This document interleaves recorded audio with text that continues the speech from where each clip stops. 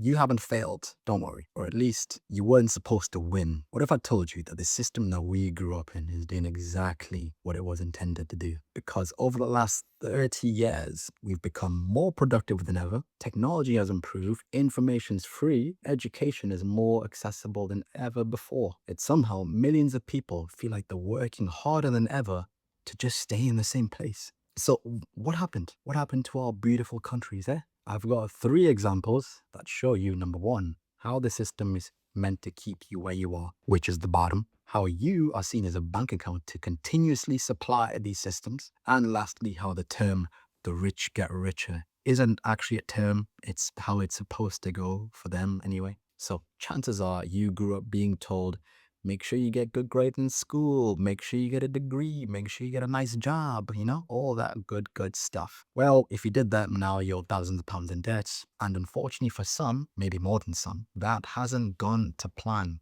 at all. You got the grades, you got the degree. Now it's time to get the job and nothing. Meanwhile, Jeffrey over there went and did his own thing, is chilling. He got out the system. You get told that you need experience for the thing that you spent 10 years learning about. Like, and how do you get the experience without getting the job? One of life's biggest paradoxes. Now you're sat there thinking, I did the stuff, I spent the time, I spent the money. How come none of it is working? Well, yeah, as I said, that's the point. It's not supposed to work. What I want you to focus on is not why it's not working, but who benefited from each of those steps that you took to get to where you are. Right? Let's look at that, because once you start looking at the inverse, things will start to look a little different. Okay, cool. So you spend 10 plus years paying for the books, the classes, and the material, thinking, oh, yeah, this is going to help me. This is going to help me. But all you've done is really just help the pockets of the people selling the books and the classes. Not a great start so far. And guess what? By the end of it, now the government has a hand in your pocket for the rest of your life. Good luck with that. And you haven't even started yet. Because regardless if you got the dream job or not, right? The uni got paid, the student loan provider got paid, and the government, they'll be getting paid too. Don't you worry, they're getting their money as well. Now imagine this not just for you, but for millions of people around the country. Seems like a good way to run an economy, isn't it? Millions of people paying the system back free money. Of course, this entire time you thought that they were helping you, but really they were just raising you up like a pig getting ready for the harvest, my friend. Evidence is in the pudding. Student debt has increased dramatically, while graduate wages have not increased pretty much at all, just slightly. Slightly. In 1998, university tuition fees were a solid £1,000 per year. Seems reasonable. Seems reasonable, yeah. Now, 2026, 9,250. 9,250. Don't forget the 250 adds up to, which means someone studying the same course today as someone that studied it 20 plus years ago is paying almost 7 times more. And guess what? It's the same classes, same lectures, but a very, very different price tag. Now, why is that the case? Why do they do that? Well, the reasons they give is, oh no, lack of funding. Oh, inflation. Well, if a £300 million budget is lack of funding, I guess we're all cooked then. And inflation, do you know what that really is? I'm going to make a video on this one day. Do you know what that really is? More people are getting more money. Let's charge them more. That's it. But regardless, whichever way you look at it, it does not look good, bruv. It does not look good at all. Now, imagine this scenario. Imagine you're a businessman and you're like, raw, everyone seems to be going to uni. That's great. But we're only making £3,000 per person. I reckon we can make more from this, Let's raise it. Now we're getting roughly 27,000 from each person. Oh, amazing business. That's like what, 3,000%? Amazing. Whoever thought of that, well done, mate. You're a great businessman, honestly. The system is designed to create workers rather than owners. Think about it, right? Most people spend their time learning how to get a job.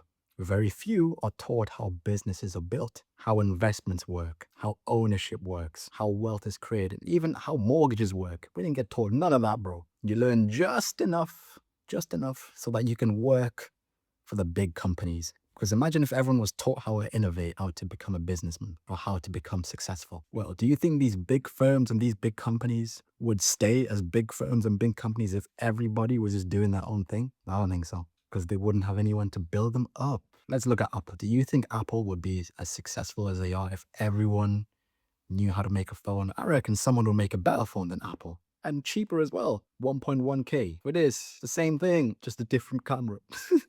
If everyone is at the top, then who's going to be running the warehouses? That's the issue, basically. They need people to run the warehouses so they can get all the money out of it. And in return, they'll pay you just enough, enough so that you're never free, enough so that you have to come back each month. Meanwhile, guess who's enjoying all the free time? Guess.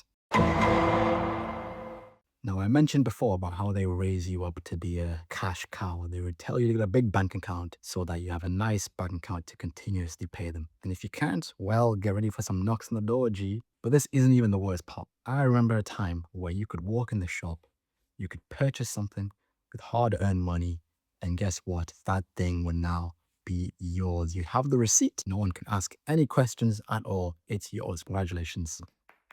I'm proud of you. Now they've all moved to subscriptions. Oh, I love me a good subscription. Like they found a way to continuously charge you again and again and again and again for the same thing. And that one-off price you used to get, unfortunately, now just out of reach. Oh, but now you can do though. You can work more hours. Yeah. We're like that. Give up some more time with your families, more time with your kids. But remember, if you can't afford it, don't worry. There's a nice affordable price through the subscriptions, which by the way, isn't even cheaper. It's not even cheaper. It just, time gives it the illusion that it's cheaper. Let's say something is £60, all right? Oh, I ain't got 60 quid, but there's a £5 subscription. I'll go for the subscription. Bet 12 months down the line, I've spent 60 quid. And guess what? I still can't afford it. I'm stuck in the subscription loop. And I have to keep paying that fiver, bro. And now you've got all these companies doing all these subscriptions. You got Netflix, you got Amazon, you got Spotify, you got Adobe, you got Microsoft. All of the biggest companies have moved to subscription-based services. I heard even cars are starting to experiment with some subscriptions. Bro, I just want to drive the car. Plus, imagine shipping out a car, right, that has air conditioning, but the person cannot use that air conditioning unless they pay you £20 a month. What? Whoever puts the air conditioning in there, you just wasted that time because they don't pay it. That's not going to get used. And also, you also wasted a component that could have been used for something else. Now it's getting used for aircon. That's not being paid for, which means it's not getting used. You see what I'm saying? This is a slippery slope, guys. But why are they all doing this? Why is everyone suddenly, oh, subscriptions are better? Oh, because businesses realize something. Selling you something once is good. It's good. Don't get me wrong. But selling it to you every month is much better, man. Oh my goodness. It's much, much better. Because in business, predictable income is king. Investors love predictable income. Companies love predictable income. Markets love predictable income. You tell me what's better, right? You know that you might get one payment next month if the person decides to buy it, or you know for a fact they're going to have to buy it regardless. You tell me which one is better. I know which one I pick. The goal isn't just to sell you a product anymore. It's now, how can we get this person to keep buying this product? Now, if you're one of the people at the top, talk to me real quick. How do you stay at top? Oh, wait, I know how. Don't worry, I research. You need consistent revenue from the people below so that you can stay at the top, right? And you come up with clever ways to do that. Maybe you raise prices. Maybe you stop someone from being able to do a certain thing. Maybe both. And you eventually, gradually, slowly, over time, take more and more money from the people at the bottom, making yourself richer, making the other people poorer. But you don't do it in an obvious way. You don't make it obvious. So what you do, you raise the wages just enough so the people think, oh, you know what? That's pretty good. But now, because you've raised the wages, guess what? That gives you a free pass to take more money. Well, you're getting paid more. So you know what? I'm going to raise my prices, thus making you even more richer and making them even poorer. Damn. It's like a vicious cycle. Is that a cycle? Yes, it is. Yeah, it's like a vicious cycle. It sucks. And before anyone starts saying, oh, well, that's just how it is. That's just how it is. Think about it. If you own some assets, those assets going to go up regardless. If you own shares, those shares going to go up. And slowly but surely, what you're doing is you're making it harder and harder for them to catch up.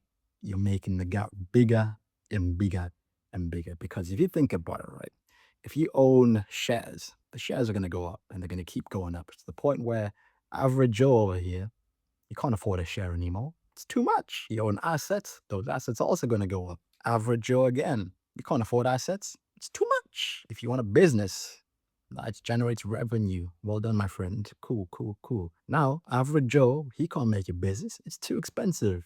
Too many people taking money out of his wages, the wages that you guys increased and then started taking more money out of. I mean, Joe's only making bread an hour at a time. He can't keep up with that. One side owns the machine, the other side runs the machine. I'm gonna end on this, right? Have you guys seen the film In Time? If you haven't, highly recommend it. Good film. But in that film, everyone basically has a timer on their arms, and that time is the money that they've got. So if you want to Lucasades, you gotta spend some of that time, G. If you want a Haribo, you gotta spend some of that time, G. How do you get more time? Get a job. We'll give you more time. Sounds great, right? Which means ideally, everyone should be in the same boat. But why is there people with decades on their arms and people that are scrounging 24 hours together? Well, there is a great quote from that film, my friend, that I want you to listen to. For a few to be immortal, many must die.